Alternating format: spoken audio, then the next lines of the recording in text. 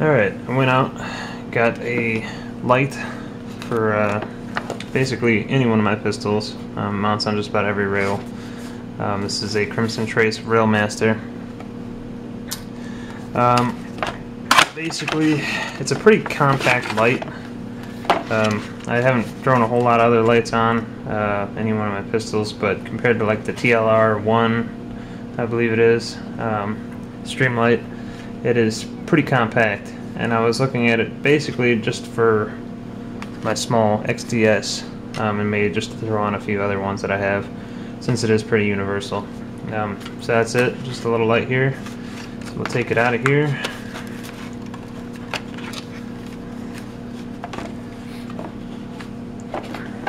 It has a few other odds and ends in the bottom of the box here, attachments. I'll kind of go over those here in a second. Otherwise, part number on this is CMR 202S, just in case anybody's wondering. I have the Crimson Trace catalog here. But just a light, it's kind of offset. The battery is on the other side. You just take these two screws out, and the whole front end comes apart. If you want to see that.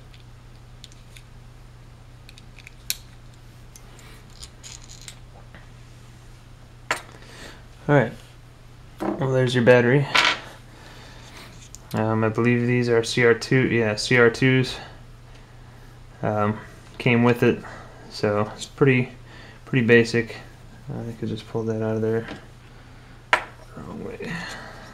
That's where it goes. Pop that back on. Take the screws out of there.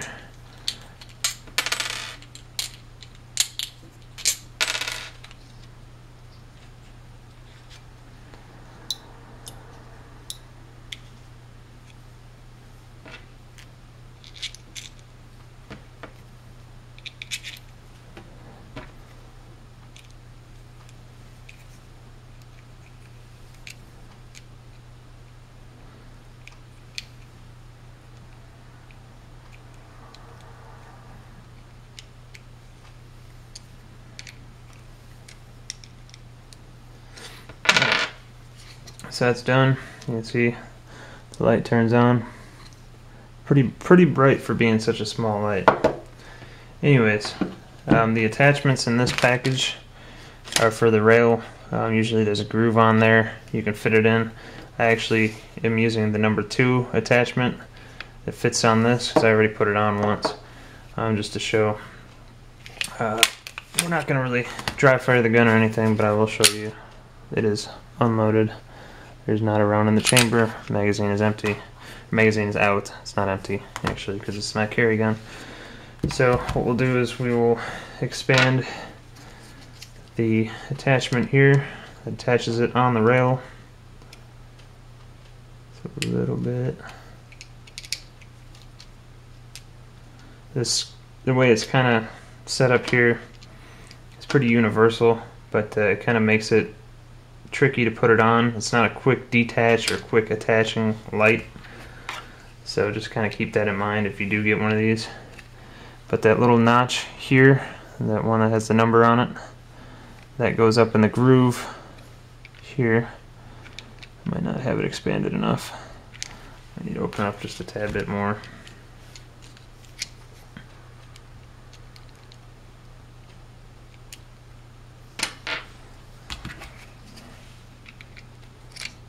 There we go. I think that's on. That should be on.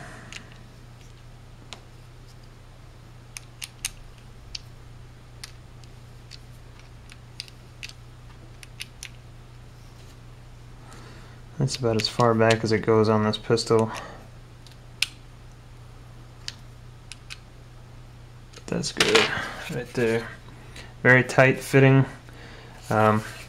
Definitely within fingers reach, no matter what hand you're on. It's ambidextrous, so you know, left or right-handed.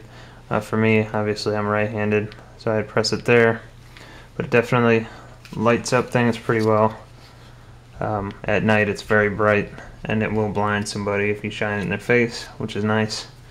You know, temporarily, obviously, it's not going to blind you permanently or anything or do any damage, but it'll throw somebody off.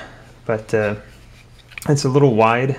Like if you look at it here, it is quite a bit wider than the actual pistol itself, so it's not something you're going to be able to carry in a holster. But like, let's say you're going to be in a dark area, that you might have to identify something, your target, if you need to use your gun, or if you happen to have it at night, at your house, whatever. It's a nice little addition. Kind of expensive. They run like just over $100, but I like it so far. I haven't really done much with it, but like I said, it lights up everything really nice. I don't know how long the batteries last. Of course, they say it lasts a certain amount of time on the box, but I don't know. There's also a couple of lasers I was looking at. There's a new laser from Crimson Trace that actually goes along the grip of the pistol. It's actually meant for the XDS. I'm going to look into that. I might get one, but I'm not 100% sure. So if that's the case, I'll throw this on something else. But we'll see. But so far, that's it. Once again, that's the Crimson Trace Railmaster Light. They also make a Railmaster laser. It's pretty affordable compared to most of the other Crimson Trace products. I think it's going to be, just as reliable as all the other ones. It just, might not be quite pleasing to look at. It is kind of a textured plastic, but so is the rest of the gun, so I figured it actually fits it quite nicely. It's small enough to where it's about right for a compact pistol. And I just think it's nice to have a light. Obviously, it's very important to identify your target. So I think it's nice having one, and it's universal, so it can go on any of my pistols that have a rail. You can't really go wrong with it. So look forward to future videos, kind of going over it more once I use it more, and maybe I'll do like an actual review of it, see how it holds up. But Crimson Trace is good, so I don't think that there'll be any issues. There you go. Yeah, check that out. That's my new addition. Anybody guess what that is? Comment in the video and tell me what you think it is. Also, forgot to mention, I don't know why I did, but there's several different light settings on here. Obviously, one is just the light stays on when you press it, and you press it again, it turns off. If you press both sides at the same time, the light comes on, and then all of a sudden it switches.